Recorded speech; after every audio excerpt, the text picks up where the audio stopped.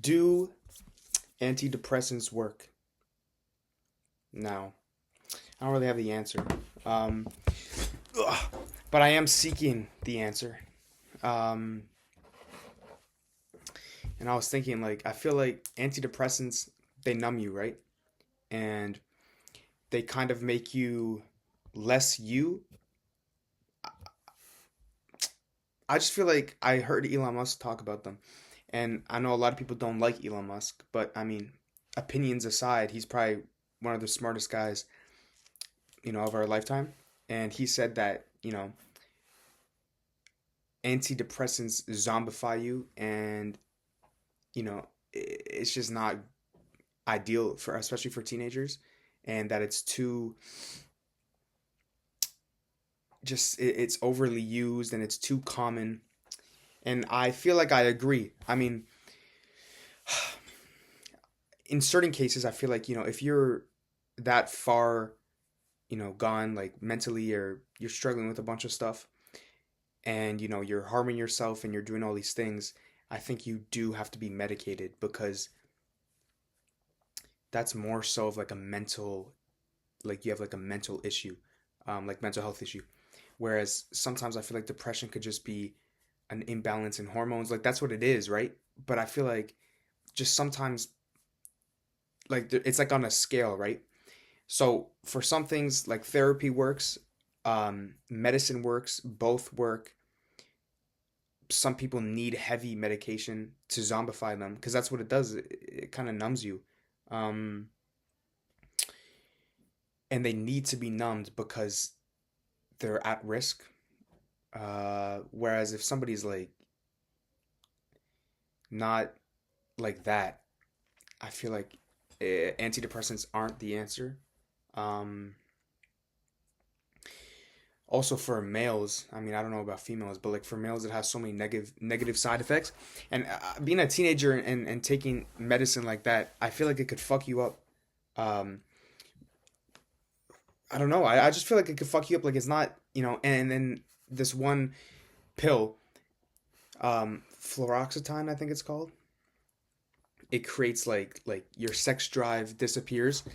And as a teenager, like you're telling me you can't get a hard on, when you have this pill, and you have a bunch of like stomach issues, and then you get insomnia, and then you have to take another pill to counteract that insomnia. So it's like I feel like your brain is all fucked up, and your nervous system, and they don't really understand what's going on, because you're taking something to prevent you to sleep, but then you're taking something that makes you sleep. So it's like, I feel like it's like two magnets, and you push them, but they don't actually connect, and they're just kind of. Um, Again, I have no idea about any of this. I'm just stating my opinions, and then I want to hear other people's opinions, because I'm just thinking about it. Uh,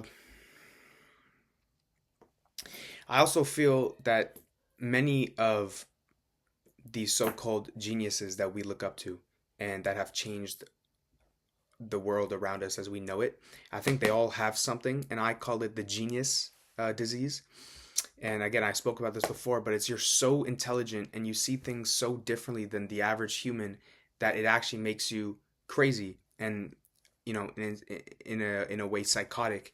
So you need to be uh, so if you're medicated, it kind of takes away this being psychotic, but then it also takes away your geniusness. And that's why it's called the genius disease, because it is a disease. And you wake up one day and you're like fucking, you know, Jean Michel, and then the next day you're shooting up heroin or whatever. But that's just like that case. But is it like it's a disease? Yes, but also it makes you known. It makes you uh, you change the world because of having that. I mean, look at Kanye West. Like he's whatever now, like bipolar or whatever, but also he changed music forever. And I guarantee you've probably listened to his song, or at least one of his songs, and you probably have liked at least one of his songs. And indirectly, he probably has affected you because of other artists that grew up listening to him, and then probably decided to pursue a career because of him, or change their music to, adapting relative around his music. And he has the genius disease as well, where it's like, I don't know, you could only go so far, and then once you hit that point, you kind of go over the edge. And once you're over the edge, it's very difficult to go back. In fact, I believe that it's impossible to go back. Um, because if you go over the edge and then you get medicated, um, it, you are no longer a genius, in my opinion. Like, being a genius is you not being afraid to speak your mind and speak the truth, and having these crazy ideas that nobody else sees. And if they do see it, they'll be too scared to go and pursue it. That's what makes you a genius. A genius is when you inspire people and you change people's lives. Like, you're 18, you're inspiring other 18-year-olds, you're inspiring 19-year-olds, you're inspiring full-grown adults, right? That's what makes you a genius. Not, getting 98 on a math test in high school. And, the personal 52. But that's what makes you a genius. That's what, because if you proactively have people saying that you changed their lives and all of that, but then also you are kind of like, sometimes you kind of like ruin people's lives, or like you do negative things. I don't know. I don't know how I got there, but I guess, I don't know. Do they work, antidepressants? So I'm asking, do they work, antidepressants? I mean, all the research I've done is where you take a small dosage, and then, let's say it's like 50 and then 100 and then 150 and then 200, and you keep on upping it. And then you get to a point where you become reliant on this uh, antidepressant that's giving you serotonin. Um, and then once you take away that antidepressant, your serotonin levels drop, of course, and go back to how they were before. But then you become so reliant on it that, the depression or anxiety or whatever you have gets worse, because of the lack of serotonin that you have, and that you got so used to it. But do you want to be relying on serotonin through a medication your whole life? How else can you increase your serotonin? Um, Maybe you could, eat proper, workout, again, like all these little things. But at the end of the day, it's probably not going to do anything, because they're so minuscule compared to the problems at hand. Maybe talking it out. I actually don't know what the answer is, because how long is someone going to be medicated, and how long is someone going to go to a therapist?